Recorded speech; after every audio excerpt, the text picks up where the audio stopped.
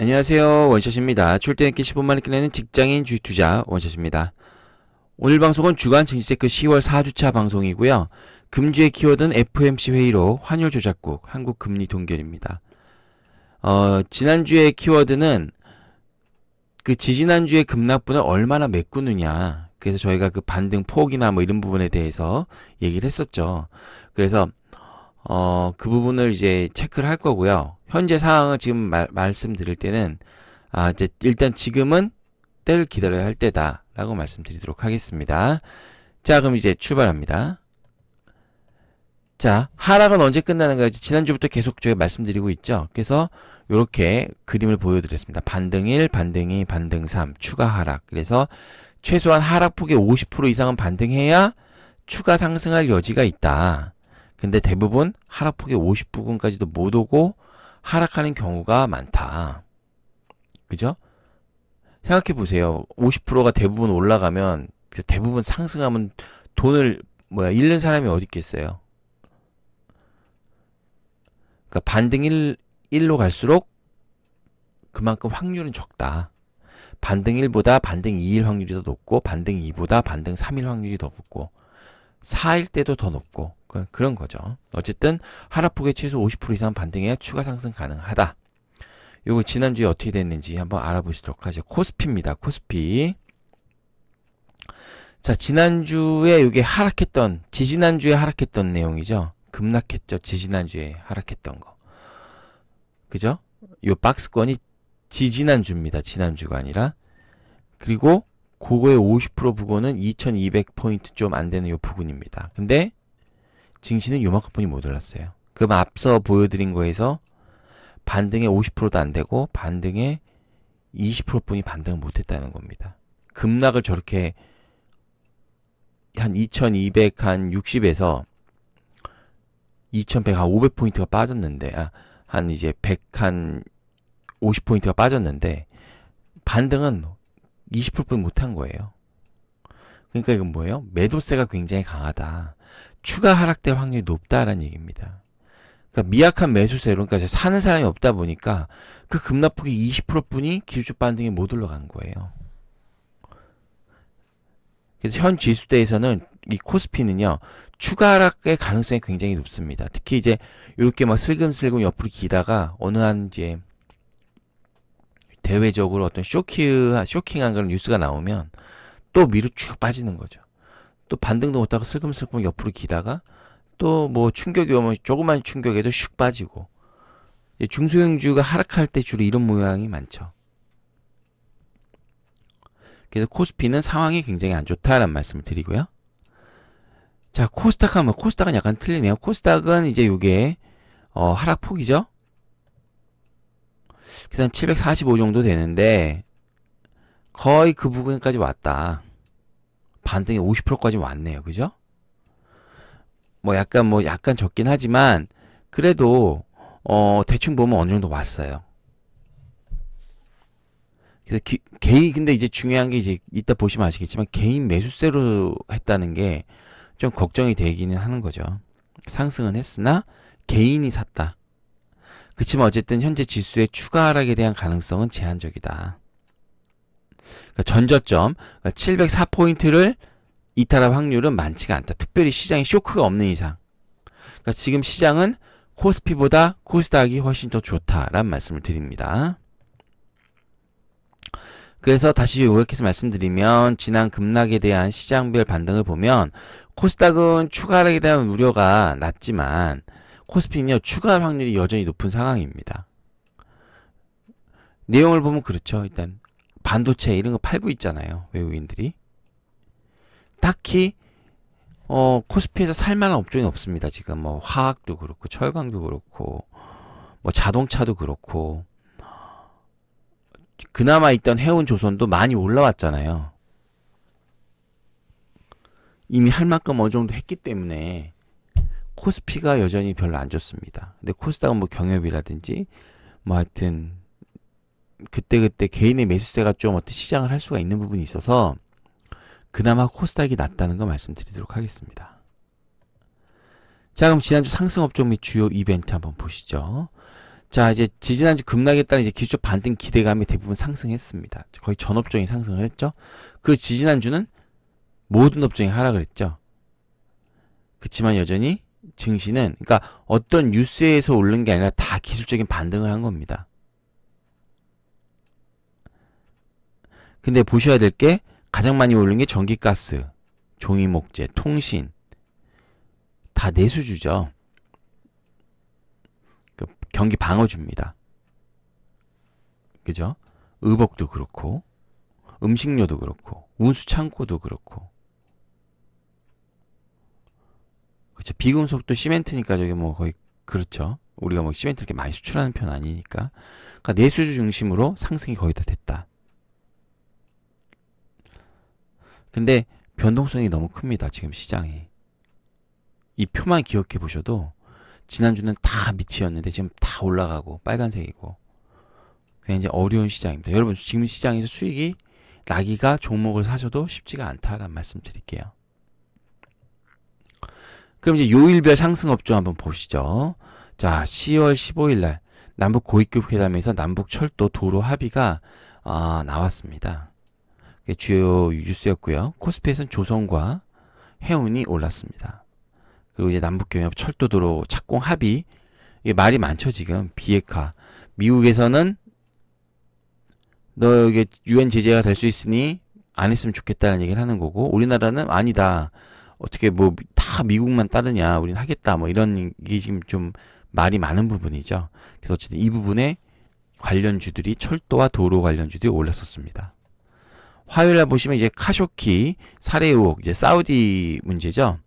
그래서 그거에 따라서 이제 뭐 미국이 트럼프가 사우디한테 제재를 하겠다라고 하니까 뭐 국제유가가 이제 급등을 했는데 제재를 받을까봐 이런 게 이벤트였는데, 이제 코스피에서는 그 시멘트 업종의 가격 인상의 효과가 있었습니다.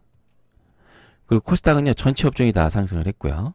수요일날 이제 환율 보고서, 이제 말도 많고 탈도 많았던 환율 보고서가 발표가 됐었습니다. 그래서 이제 중국 6개국, 중국 우리나라도 포함해서 6개국이 관찰국을 그대로 유지했죠. 그러니까 여러분 지금 그걸 아셔야 돼요. 지금 이제 트럼프가 11월 초에 중간선거입니다. 그러니까 지금부터 10월 중순부터 그때까지 어떤 미국의 트럼프나 미국이 어떠한 이제 뭐 중국과의 분쟁이나 이런 부분에 대해서 막 악재를 만들진 않을 거예요. 더 때리고 더 막 쪼고 뭐 이런 건 없을 거란 말이죠. 그러니까 시장은 약간 횡보세가 갈 수 있다. 추가로 하락하기보다는 중간선거 끝날 때까지는 여기서 뭐 중국을 뭐 어떻게 더 할 거예요, 뭐 이런 건 없을 확률이 높다는 거죠. 지금부터 이제 선거가 거의 임박했기 때문에. 그걸 한번 말씀드리고요. 또 시멘트 업종이 올랐었고, 통신주가 뭐 올랐습니다. 배당. 이것도 뭐 통신, 해운, 조선 이거 뭐 한 달 전부터 계속 말씀드렸었죠. 근데 콘텐츠 뭐 넷플릭스 실적 호조, 이제 미국 기업의 그 실적이 호조가 나오면서 같이 덩달아 뭐 스튜디오 드래곤 뭐 이런 게 이제 콘텐츠 판매에 대한 기대감이 나면서 이렇게 올랐었죠. 그다음에 자율주행이 올랐었습니다. 삼성전자가 이제 자동차 관련 브랜드 출시한다 해서 자율주행 관련 차가 올랐죠. 다 이런 거, 이게 콘텐츠나 자율주행 뭐 이런 거 다 단발적인 거죠. 그 다음에 18일 목요일 미국 기업 홀조됐고 미국 증시 급등했습니다. 그래서 통신, 배당, 5G 때문에 통신 올랐고, 또 이제 마리화나 캐나다 합법화에서 뭐 그런 관련주들이 이렇게 올랐습니다. 다 이렇게 뭔가 이게 보시면 그 20일 날 FOMC 회의로 공개됐는데 어떻게 나왔나요? 지금 상황은 우리 금리 올리는 건 아주 뭐 순조롭다. 우리가 아직 갈 길이 멀다. 이렇게 나오면서 이제 시장이 약세를 보였죠. 그리고 이제 우리나라 금통이 금리를 10월에 올리냐 11월에 올리냐, 전에도 말씀드렸지만 지난 방송에도 11월에 올릴 확률이 높다고 말씀드렸죠. 그래서 10월은 역시 동결이 됐고 11월에는 거의 올린다라고 보시면 될 것 같아요.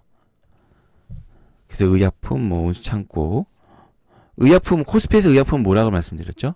셀트리온, 한미약품, 삼성바이오로직, 이게 75%라고 말씀드렸죠. 한전, 전기가스는 한전이죠. 그 다음에 이제 코스닥 콘텐츠, 뭐 게임 낙폭과대였고, 지하바이오도 좀 올랐었고, 섬유의복도 이렇게 좀 올랐었습니다. 그래서 거의 막판에 보합으로 갔죠. 처음에 쭉 빠지다가. 그래서 이렇게 보시면 여러분 이렇게 딱 눈에 띄는 업종이나 이런 게 없습니다. 지금 상황이. 그래서 중국의 환율조작국 지정으로 막 그 우려가 됐었고, 또 FOMC 회의록 우려가 집했던 한 주인데, 어쨌든 지난주에 말씀드렸던 기술적 반등은 제가 그때 어떻게 말씀드리면, 짧으면 월에서 수, 길면 월요일부터 금이라고 말씀드렸는데, 기술적 반등이 화에서 그 3일 동안 나왔었습니다. 코스닥 중심으로. 이제 그래서 기술적 반등은 이제 끝났다. 그럼 또 우린 뭐 해야 돼요? 기다려야 됩니다. 자, 지난주 코스피 현황 한번 보시죠. 이게 이제 코스피 차트인데요. 6월부터의 차트인데, 이게 10월 급락분이죠. 이게 표시했는데, 그 50% 수준인데 어느 정도까지 와 있는지. 그래서 제가 계속 말씀드렸죠. 이렇게 100%, 50% 오르면 이렇게 되고, 이렇게 된다. 25%다, 0%는 이거다.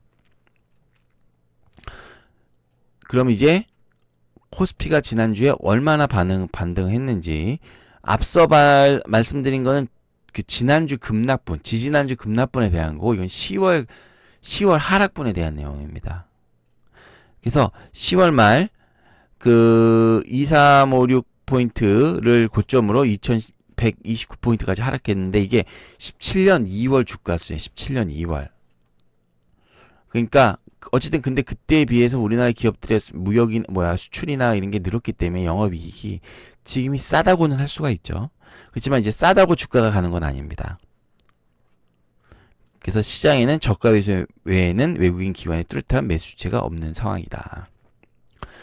요 상황에서 우리는 얼마나 갔냐. 이게 50포인트인데 25% 부분에도 못 미쳤네요. 그래서 코스피는 자그마한 대외 변수에서 추락할 확률이 높다라는 말씀을 드립니다.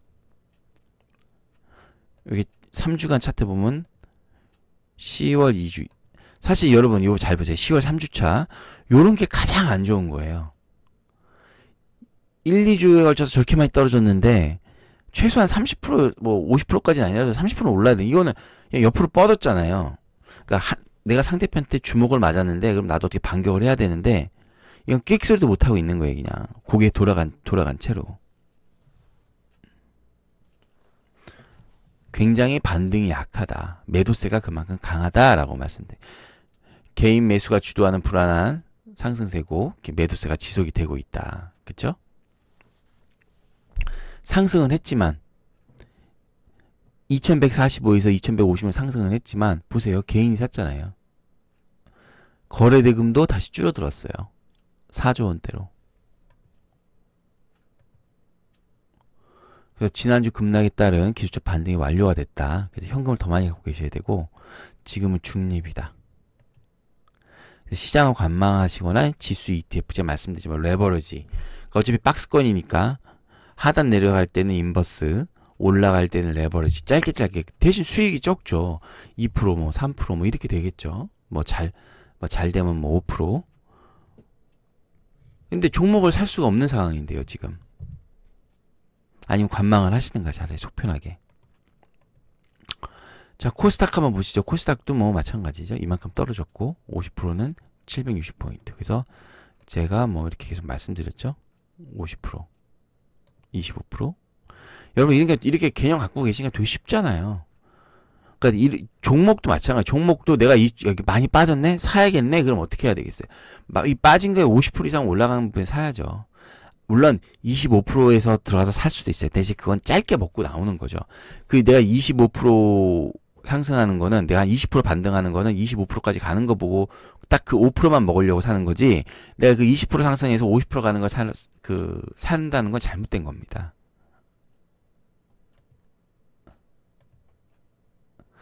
그래서 개인 주도로 반등을 하고 있는 건데요. 한번 보시죠.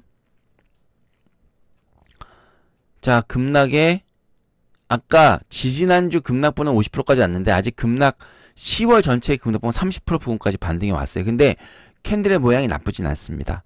그래서 추가 하락은 제한적인 것 같고 당장 뭐 이렇게 큰 변수가 있을 것 같지는 않기 때문에 코스닥이 그렇게 나쁠 것 같지는 않다 말씀을 드리지만 어쨌든 당분 코스닥 지수는 740에서 700포인트의 어떤 하향 박스권을 한번 말씀드리도록 하겠습니다.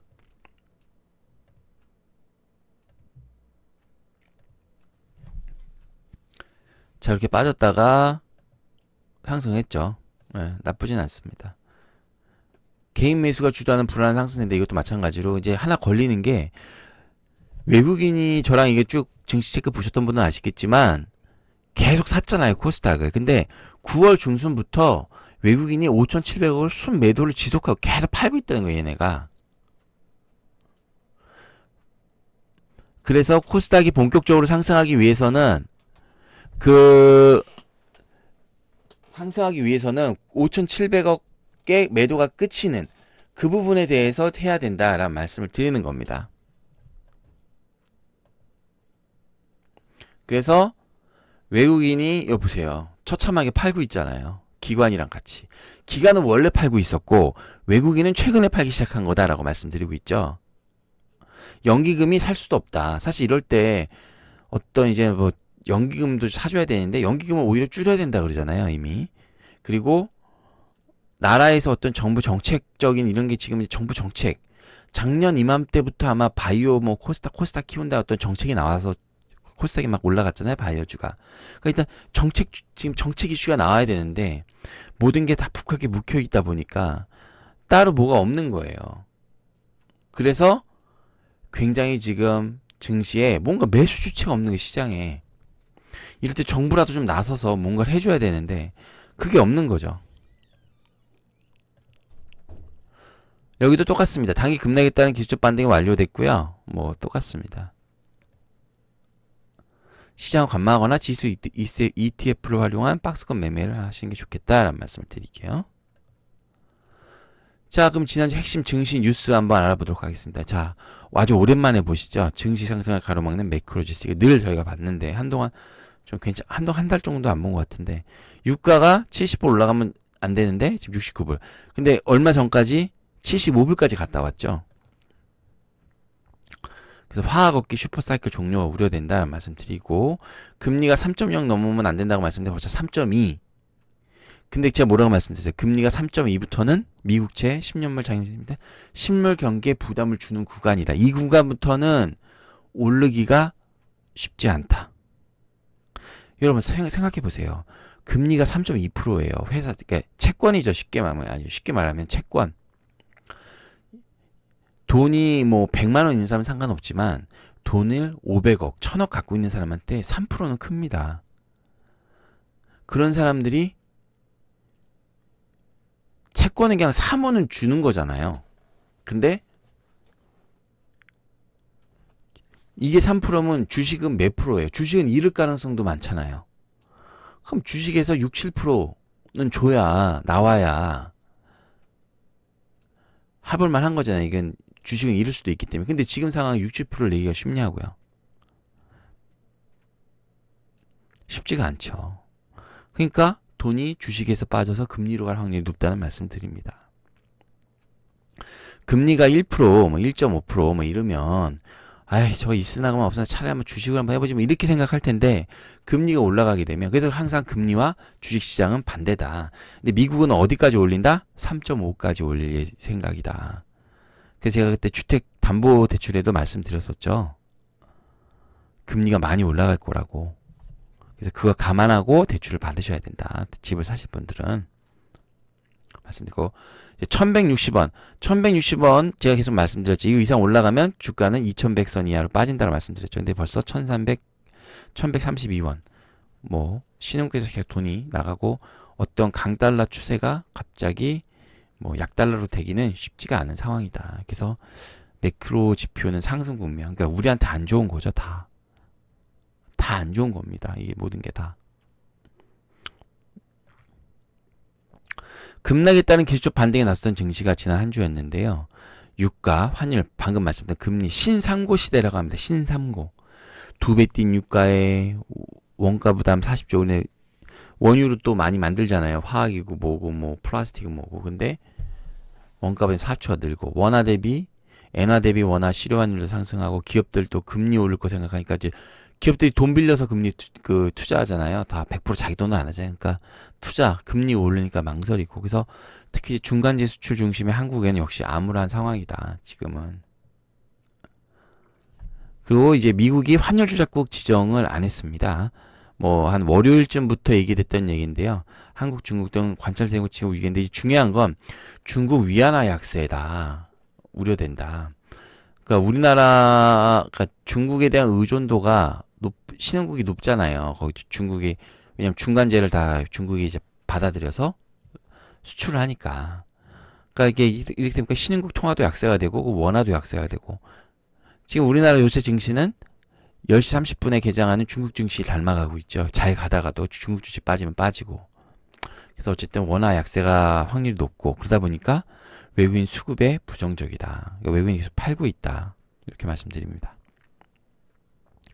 FOMC를 매파를 확인했다. 그러니까 이제 회의록 오픈했는데 아까 말씀드렸지만 지금 우리는 굉장히 금리 잘 되고 있다. 경제가 굉장히 좋다. 그러니까 우리는 예정대로 갈 거다.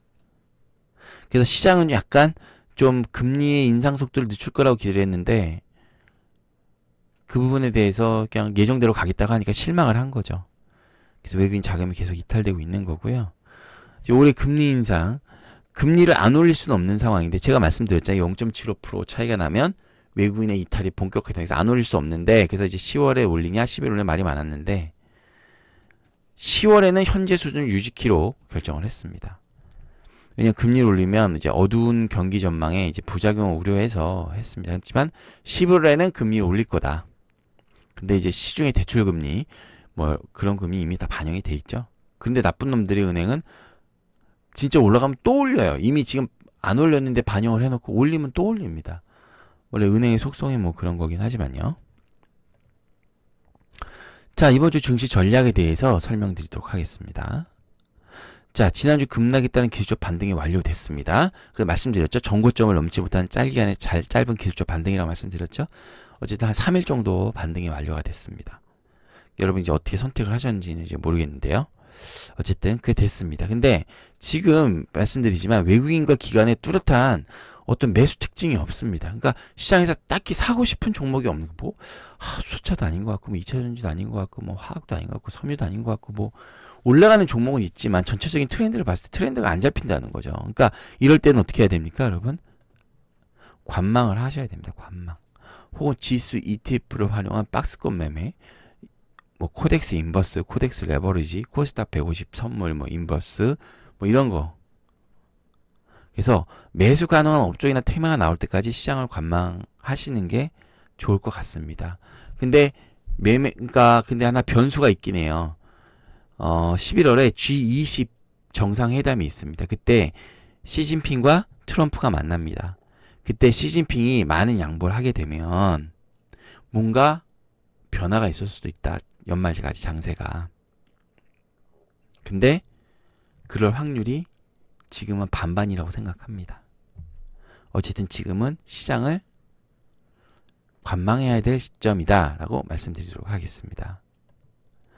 자, 10월 28일. 원래 10월 5주차 방송을 할까 하다 뭐 시장이 딱히 할 얘기도 없을 것 같아서 그냥 11월 증시 이벤트 및 대응 전략, 11월 한 달간이 어떤 이벤트가 있고 그에 따른 대응 전략을 알아보는 시간에 대해서 10월 28일 날 다음 주에 방송하도록 하겠습니다. 자, 여러분 증시가 너무 많이 힘들어요. 수익도 마음에 잘 안 나는 상황이지만 여러분 리스크 관리, 돈을 잃지 않는 게 지금은 중요한 시점입니다. 돈을 버는 것보다 왜냐하면 장은 계속 열리니까요. 어쨌든 그런 부분 꼭 기억하시기 바라겠습니다. 자, 잘 보셨나요? 잘 보셨다면 구독 버튼, 좋아요 버튼 꾹 눌러주세요. 저한테 큰 힘이 되니까요. 이상 원샷이었습니다.